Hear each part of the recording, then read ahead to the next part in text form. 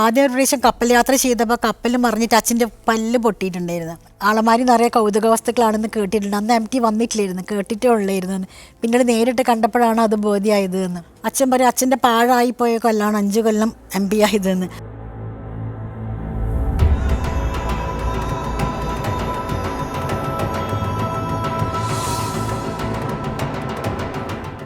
SK Pottekkatt എന്ന സാഹിത്യകാരൻ, അതായത് എൻ്റെ അച്ഛൻ്റെ യാത്ര തുടങ്ങുന്നത് ആദ്യത്തെ യാത്ര അച്ഛനൊരു ഒളിച്ചോട്ടമായിരുന്നു. അന്ന് അച്ഛൻ്റെ എങ്ങനെയെങ്കിലും ഒരു ജോലി വേണമെന്നുള്ള ജോലി എങ്ങനെയെങ്കിലും തരപ്പെടുത്തണം എന്നുള്ള രീതിയിലാണ് അച്ഛൻ യാത്ര ചെയ്തിരുന്നത്. അത് ആദ്യം പോയത് ബോംബെയിലാണ്. അച്ഛൻ്റെ അധിക കഥകളും അച്ഛൻ എഴുതിയത് അച്ഛൻ ദുരിതം അനുഭവിക്കുന്ന കാലത്താണെന്ന്. പുള്ളിമാൻ എഴുതിയത് അച്ഛൻ അന്ന് ജോലിക്ക് വേണ്ടി അലഞ്ഞു തിരിഞ്ഞ് ബോംബെയിൽ ഫുള്ള് നടക്കുന്ന കാലത്തായിരുന്നു അച്ഛൻ പുള്ളിമാൻ എഴുതിയത്. അച്ഛൻ പറയും അപ്പോൾ ഇങ്ങനെ ഒരു ബെഞ്ചിൽ കിടന്നിട്ടാണ് ഞാനത് ആ കഥ എഴുതിയത്. കുറച്ച് വെള്ളം കുടിക്കും, കുറച്ച് കടല, എവിടെന്നെങ്കിലും പുഴുങ്ങിയ കടലയാണ് അവിടെ കിട്ടുക, അത് കഴിക്കും. എന്നിട്ട് മഷി നിറയ്ക്കുന്ന പെന്നിനെ കൊണ്ടാണ് എഴുതിയത്. അപ്പം മഷി ഇടക്ക് വാങ്ങിയിട്ട് ആ പെന്നിൽ നിറച്ചിട്ട് അച്ഛൻ എഴുതാറുന്ന്. അപ്പം അച്ഛൻ പറയാൻ എൻ്റെ അധിക കഥകൾ ആ ദുരിതം അനുഭവിക്കുന്ന കാലത്ത് എഴുതിയ കഥകളായതുകൊണ്ടായിരിക്കും പുള്ളിമാനൊക്കെ ഇത്രയും നന്നായിട്ട് അച്ഛൻ എഴുതാൻ പറ്റിയത് എന്ന്. പിന്നെ അച്ഛന് യാത്ര ചെയ്തത് പിന്നെ അച്ഛൻ 1949 ആഫ്രിക്കയിലേക്കായിരുന്നു. അപ്പോൾ ഇപ്പം ഞാൻ ചോദിക്കായിരുന്നു എന്തുകൊണ്ടാണ് അച്ഛൻ ആദ്യം തന്നെ വിദേശയാത്ര ചെയ്യുമ്പോൾ ആഫ്രിക്ക തിരഞ്ഞെടുത്തതെന്ന്. ഇപ്പം അതൊക്കെ മനസ്സിലിപ്പം ഇങ്ങനെ ഇടയ്ക്ക് ഇതായി വരും. എന്തുകൊണ്ട് ഞാൻ അന്ന് ചോദിച്ചില്ല. അച്ഛൻ ജീവിച്ചിരുന്ന കാലത്ത് അച്ഛൻ്റെ ഡയറികളോ അല്ല അച്ഛൻ്റെ എഴുത്തുകളേക്കോ ഒന്നും ഞങ്ങളങ്ങനെ അധികം കടന്നു ചെല്ലാറില്ല. അമ്മക്ക് അച്ഛൻ എഴുതിയതൊക്കെ വായിച്ച് കേൾപ്പിക്കുന്നതല്ലാതെ ഞങ്ങളങ്ങനെ കടന്നു ചെല്ലാറില്ല. അച്ഛൻ്റെ മരണശേഷമാണ് അച്ഛൻ്റെ മഹത്വം എത്രത്തോളം ഉണ്ടെന്ന് കൂടുതൽ എനിക്ക് അറിയാൻ തുടങ്ങിയത്. അപ്പോൾ വല്ലാത്ത വിഷമം തോന്നി. ഇപ്പോൾ ഡയറികളൊക്കെ എടുത്ത് വായിക്കുമ്പം ഓരോ ഡയറിയിലും ഇപ്പോൾ നമ്മൾ കമ്പ്യൂട്ടറിൽ ഫീഡ് ചെയ്ത് വെച്ച മാതിരിയാണ് അച്ഛൻ എഴുതി വെച്ചിട്ടുണ്ടാവുക. അന്നത്തെ ആ ഡേറ്റ് അറിയുകയാണെങ്കിൽ ആ ഡയറി എടുത്ത് നോക്കിയിട്ടുണ്ടെങ്കിൽ കൃത്യമായിട്ട് എഴുതിയിട്ടുണ്ടാവും. അപ്പോൾ അതൊക്കെ വല്ലാത്തൊരു വിഷമമായി തോന്നും വായിക്കുമ്പോൾ, ആ ഡയറികളൊക്കെ ഇപ്പം വായിക്കുമ്പം. ഫ്ലൈറ്റിലൊരിക്കലും പോകാറില്ല, യാത്ര ചെയ്യുക അധികം കപ്പലിലായിരിക്കും. ആദ്യം ഒരു പ്രാവശ്യം കപ്പൽ യാത്ര ചെയ്തപ്പോൾ കപ്പൽ മറിഞ്ഞിട്ട് അച്ഛൻ്റെ പല്ല് പൊട്ടിയിട്ടുണ്ടായിരുന്നു. അപ്പോൾ അച്ഛൻ്റെ മരണശേഷമാണ് ആ പല്ലിൻ്റെ ഒരു കഷ്ണം ഒരു പാത്രത്തിൽ ഇട്ട് വെച്ചിട്ടുണ്ട്. അച്ഛന് പ്രത്യേക ഒരു സ്വഭാവം ഉണ്ടായിരുന്നു. ഞാൻ പറയും ചിലപ്പോൾ അതൊരു വിചിത്രമായ സ്വഭാവം എന്ന് എല്ലാവരും പറയും. എന്ത് കാര്യം ഉണ്ടെങ്കിലും ചെറിയ കാര്യമാണെങ്കിൽ പോലും, ഇപ്പോൾ ഉദാഹരണത്തിന് ലോട്ടറി ടിക്കറ്റൊക്കെ വാങ്ങിയത് കാലാവധി കഴിഞ്ഞാൽ അത് പിൻ ചെയ്ത് വെക്കും. പിന്നെ ഷോപ്പിൽ നിന്ന് വാങ്ങുന്ന ബില്ലുകൾ അതൊക്കെ ഇപ്പോഴും ഞാൻ എടുത്ത് വെച്ചിട്ടുണ്ട്. അപ്പോൾ അതൊക്കെ ഇപ്പോൾ ഞാൻ ചോദിക്കായിരുന്നു അച്ഛൻ. അന്നൊന്നും എനിക്ക് ചോദിക്കാൻ അവസരം കിട്ടിയില്ല. ഇപ്പോഴാണ് അതൊക്കെ കാണുമ്പോൾ വല്ലാത്ത വിഷമം തോന്നുന്നത്. അപ്പോൾ ഞാൻ ചോദിക്കുക അച്ഛൻ എന്തിനാണ് ഇത് എടുത്ത് വെച്ചതെന്ന് ചോദിക്കരുത്. അങ്ങനെ ഓരോ 100,000 ചോദ്യങ്ങളാണ് ഇപ്പം ഇങ്ങനെ മനസ്സിൽ വരുന്നത്. എൻ്റെ അമ്മയ്ക്ക് അധികം മലയാളം എഴുതാനും വായിക്കാനൊന്നും അറിയില്ലായിരുന്നു. അമ്മ ആദ്യമായിട്ട് മലയാളം പഠിച്ചതിന് ശേഷം ആദ്യമായിട്ട് വായിച്ച ബുക്ക് അച്ഛൻ്റെ നാടൻ പ്രേമ നോവലായിരുന്നു.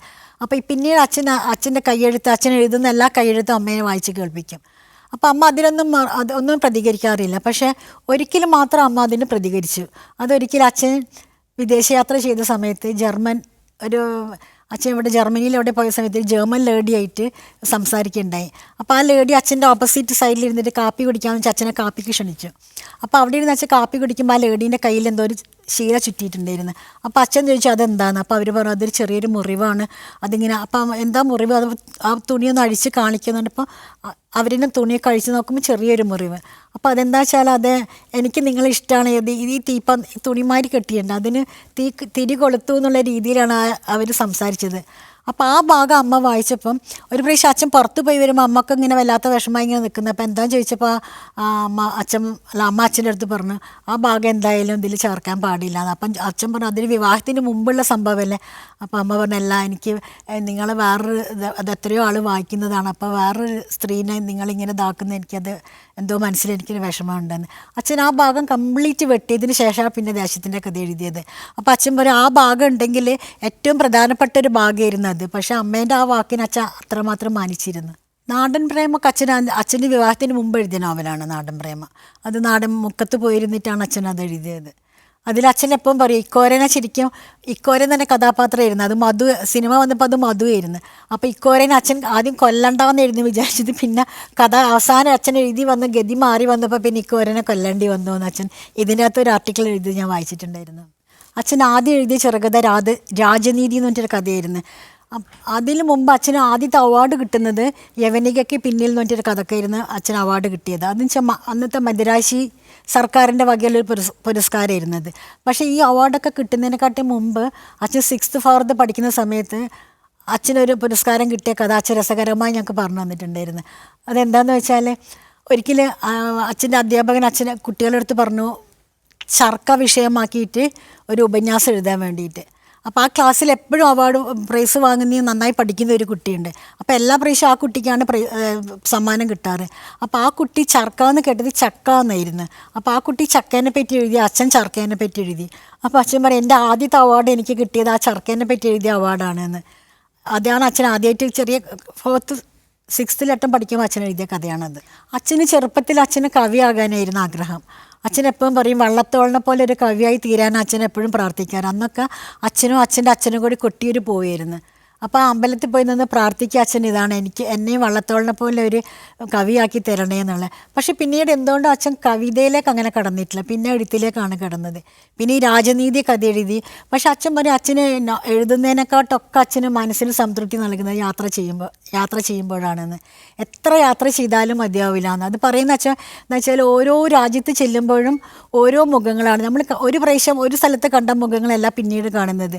അപ്പോൾ ആ മുഖങ്ങളിലൂടെയാണ് അച്ഛൻ പറയും ആ ഓരോ മുഖങ്ങൾ കാണാനും അവരെ പരിചയപ്പെടാനും അവരെ സംസ്കാരം അറിയാനൊക്കെയാണ് അച്ഛൻ യാത്ര ചെയ്യാറ്. അപ്പം അച്ഛൻ പറയും എനിക്ക് യാത്ര കാണാൻ ഏറ്റവും കൂടുതൽ ഇഷ്ടം. അത് ഒരു പ്രാവശ്യം അച്ഛൻ പറഞ്ഞിട്ടുണ്ടത്, എന്തായാലും അടുത്ത ജന്മം ഉണ്ടെങ്കിൽ എനിക്കൊരു നാടോടിയായി തീരണം. അന്ന് ലോകം മുഴുവൻ അലഞ്ഞ് തിരിഞ്ഞ് നടക്കും. അന്ന് എൻ്റെ കൂടെ എൻ്റെ അമ്മേൻ്റെ പേര് ജയ എന്നായിരുന്നു. ജയ കൂടി ഉണ്ടെങ്കിൽ ലോകത്തിലെ ഏറ്റവും വലിയ ഭാഗ്യവാൻ ഞാനായിരിക്കുന്നു. അപ്പോൾ ഇപ്പോഴും അച്ഛൻ യാത്രകളായിരുന്നു അച്ഛന് ഇഷ്ടം.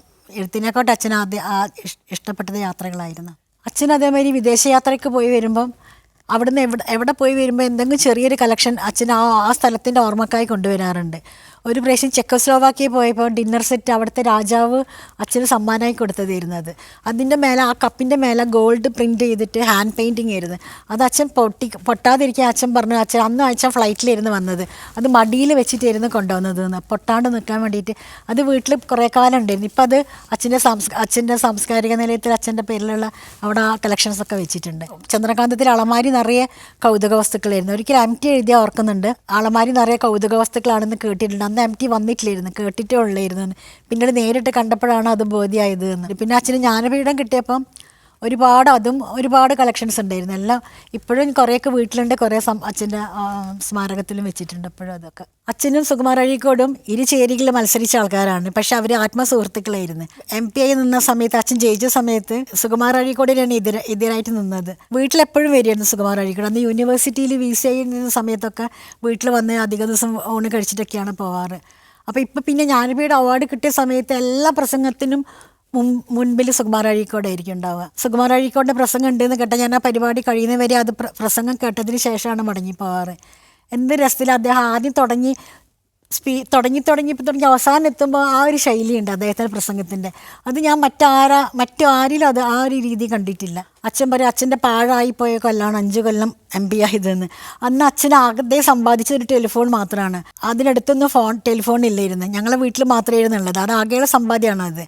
അപ്പം ആ സമയത്തൊക്കെ ആ ടെലിഫോൺ ഭയങ്കര ഉപകാരമായിരുന്നു. എല്ലാ സ്ഥലത്തും ഈ കോള് വരുമ്പോൾ പോയി പറയാൻ കുട്ടികളായി ഞങ്ങളായിരുന്നു അന്നിങ്ങനെ പോയി പറയാറ്. അച്ഛൻ്റെ ഏറ്റവും വലിയൊരു ആഗ്രഹമായിരുന്നു അച്ഛൻ ആ 5 കൊല്ലം MP നിന്ന സമയത്ത് അന്നത്തെ പാർലമെൻറ്റിനെ ഉദ്ദേശിച്ചിട്ട് ഒരു നോവൽ എഴുതണം എന്നുള്ള. നോർത്ത് അവന്യൂ എന്ന് അച്ഛൻ അതിന് പേരിട്ട് ഷൊർണൂർ അടുത്തൊരു ദിരാത്രം നടന്നൊരു സ്ഥലമുണ്ട് പാഞ്ഞാൾ എന്ന് പറഞ്ഞിട്ട്. അവിടെ വെച്ചിട്ട് അവിടെ ചെറിയൊരു വീട് വാടകയ്ക്ക് എടുത്തിട്ടായിരുന്നു അച്ഛൻ ഈ നോർത്ത് അവന്യൂ കംപ്ലീറ്റ് എഴുതാൻ വേണ്ടി ഇരുന്നത്. ആ സമയത്ത് അച്ഛന് ജ്ഞാനപീഠ അവാർഡ് കിട്ടിയ പിന്നീട് ഇങ്ങോട്ട് നാട്ടിലേക്ക് കോഴിക്കോട്ടേക്ക് വന്ന് പിന്നെ അച്ഛനത് മുഴുവനാക്കാൻ പറ്റിയിട്ടില്ല. പക്ഷെ അതിന് ചെറിയൊരു ഭാഗം ചന്ദ്രികയിൽ വന്നിട്ടുണ്ടായിരുന്നു. അന്നത്തെ കാലത്ത് കുറച്ച് ആ എഴുതിയ ഭാഗം മാത്രം എടുത്തിട്ട് ചന്ദ്രികയിലുണ്ടായിരുന്നു നോർത്ത് അവന്യൂ എന്ന് പറഞ്ഞിട്ട്. അത് അച്ഛൻ്റെ വലിയൊരു ആഗ്രഹമായിരുന്നു നോർത്ത് അവന്യൂ കംപ്ലീറ്റ് ചെയ്യണം എന്നല്ല. അതിപ്പോഴും അന്നത്തെ കാലത്തുള്ള ആ ഒരു രാഷ്ട്രീയം, അന്ന് നെഹ്റുവിൻ്റെ മരണം, അന്നത്തെ കാലത്ത് കുറച്ച് മത്സരം അങ്ങോട്ടും ഇങ്ങോട്ടും കുറച്ച് മത്സരബുദ്ധിയോട് കൂടിയിരുന്നില്ല അവിടെ നിന്നിരുന്നത് ആ കാലഘട്ടത്തിൽ. അപ്പോൾ അതൊക്കെ വെച്ചിട്ട് അച്ഛൻ എഴുതി വെച്ചിട്ടുണ്ട്. അത് ഞാൻ കുട്ടിയായിരുന്ന സമയത്ത് അച്ഛൻ്റെ കൂടെ ഡൽഹിയിൽ കുറച്ച് കാലം ഉണ്ടായിരുന്നു. അന്നൊക്കെ അച്ഛൻ്റെ കൂടെയുള്ള AV രാഘവൻ AKG വീട്ടിൽ വരുമായിരുന്നു. AKG വീട്ടിൽ വന്നിട്ടുണ്ടെങ്കിൽ AKG നല്ല ഭക്ഷണപ്രിയനായിരുന്നു. എനിക്ക് നല്ല ഓർമ്മയുണ്ട് ഇപ്പോഴും. അമ്മ നന്നായി പാചകം ചെയ്യുമായിരുന്നു. അപ്പോൾ ഭരണിയിലൊക്കെ അമ്മ അച്ചാറിട്ട് വെക്കും. അപ്പോൾ AKG വന്നാൽ വേഗം പോവുക അടുക്കളയിലേക്കാണ്. ആ ഭരണി തുറന്ന് അപ്പം തന്നെ എടുത്ത് കഴിച്ച് ബാക്കി പാക്ക് ചെയ്ത് കൊണ്ടുപോവുകയും ചെയ്യും. AV രാഘവനൊക്കെ അവർ വടകരയായിരുന്നു, അവരെ വീട് വടകരയാണ്. അതും അച്ഛൻ്റെ കൂടെ നിന്ന് ഇലക്ഷന് നിന്നിട്ട് MP ആയവരാണ് AV രാഘവൻ. അന്ന് AKG കുറേ സൗഹൃദങ്ങളുണ്ടായിരുന്നു അന്ന് അച്ഛൻ MP സമയത്ത്. അതൊക്കെ ആ കുട്ടിക്കാലത്ത് ആ ഡൽഹിയിൽ പോയതും എനിക്ക് പാർലമെൻറ്റ് കണ്ടതൊക്കെ ഇപ്പോഴും നല്ല ഓർമ്മയിൽ നിൽക്കുന്നുണ്ട് ആ കാലങ്ങളൊക്കെ.